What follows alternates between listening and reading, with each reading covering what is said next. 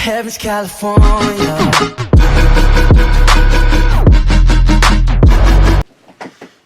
Hey guys, today I'm going to be reacting to a Wansee entertainment video. It is called True Our Home Alone Story. And also, just so you guys know, just a heads up, I am babysitting my brother. Well, not at the moment, clearly, but he's in the other room. So, yeah, I just have to keep an eye on him. Oh, I don't know, it was my cat. But yeah, I'm not in my normal location, don't worry, like, I'm still there. I'm just down here just because I'm babysitting him, just to make sure I'm still near him and stuff, so he's just in the other room, but yeah, so it is about 4.5 minutes, just so I let you guys know in case something happens or in case someone yells or something, that's him, so 4.5 minutes, let's get into it. And I'm kind of in a chilly, so I'm wearing a blanket. My name is Jessica, and I was 8 at the time this occurred. Okay. I was the youngest and the only girl, so my older brother Hunter was taking care of me. At the time, Hunter was 14, and we had to stay home while my parents went to the bar with their friends and my older brothers, since they were much older than us. Okay. Our house was in the middle of the woods, and our closest neighbor was maybe half a mile away. My brother and I stayed up watching TV shows until the worst place to be. 2 in the morning. We finished watching an episode of Full House when we heard a very big crash upstairs in my brother Josh's room. We stared at each other for a moment. Then my brother got up and grabbed one of the kitchen knives and told me to come upstairs with him. Get ready. Just in case there was something in the house, and he didn't want me to be left alone. My brother is a brave guy and doesn't get scared easily. So right now, he wasn't very consumed of fear like I was. I followed my brother up the stairs, and he then came to a halt, which made me bump into him. He stood there for a second, in silence, just standing there. He sees I someone. got antsy and asked him what was wrong. He then said, "Go get the house phone and call 911. Me being confused, I looked to see what was in front of only him to make him ask me this. And there stood a white man, about 6'3", with dark brown hair and bloodshot eyes. I told Hunter that he needs to come with me because I had no idea what this man would do to him. I grabbed Hunter's hand, ran downstairs, and grabbed the house phone. We dashed into the bathroom and locked the door. I could hear the footsteps of the man slowly walking down the stairs. I could hear my brother on the phone with the police behind me. I was fixated on the footsteps, which got closer and closer to the bathroom door. It was silent, as I could no longer hear my brother on the phone or the footsteps.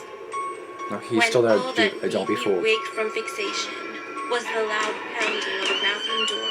I screamed in fright. For the man was at the door now. He stopped for a moment, and I could hear his deep, harsh breathing. He then whispers, "I'm not gonna hurt you. Yeah. All I want to do is give you kids some sweets." Yeah, okay. My brother then yelled, "We don't want any of your damn sweets." I could tell my brother was getting angrier by the second. And then the door handle starts to shake very fast and frequently.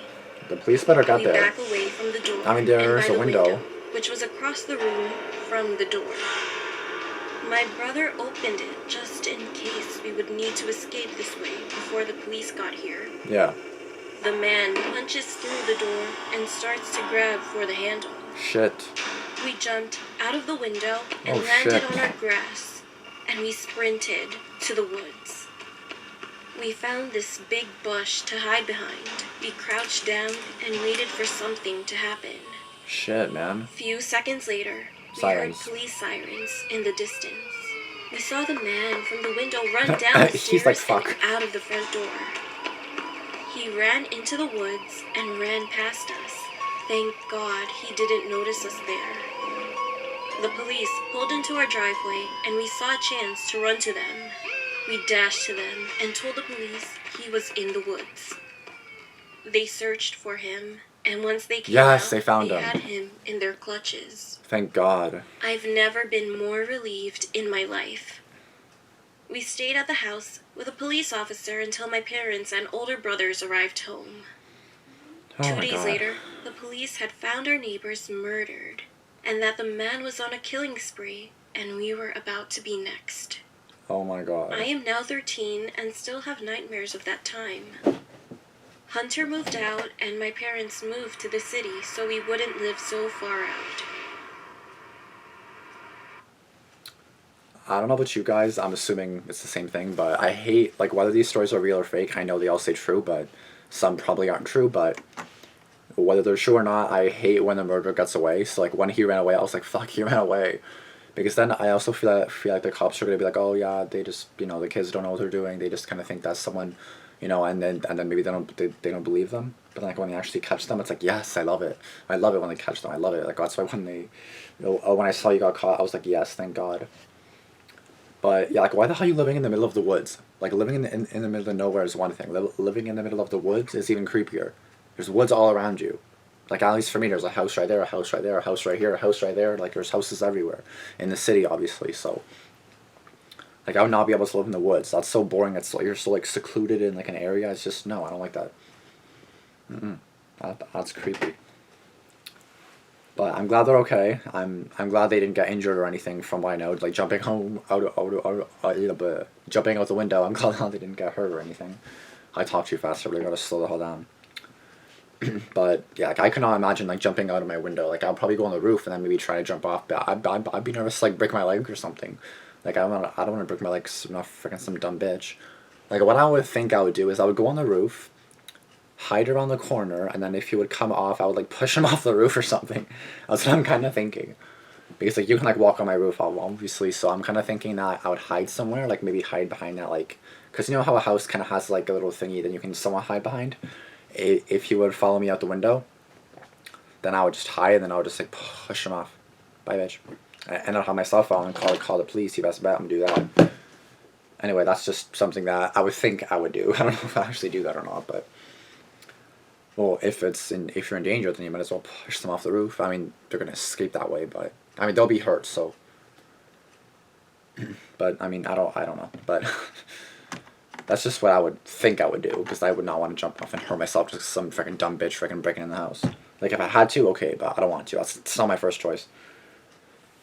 But thank you guys for watching. Let me know in the comments what you guys would do, because that was a pretty good story. Yeah, I have some treats for you. Who has a knife in his hand? Like, why are you in my house? How'd you get in my house anyway? Like, what? Like, what are you doing? Like, I don't understand all these, like, burglary stories. Like, what are you doing with your life? Go home. Do you not have a house? Like, go away. Like, what are you doing, my dude? Anyway, I'll see you guys in the next video. Thanks for watching. Like, comment, subscribe, and peace out.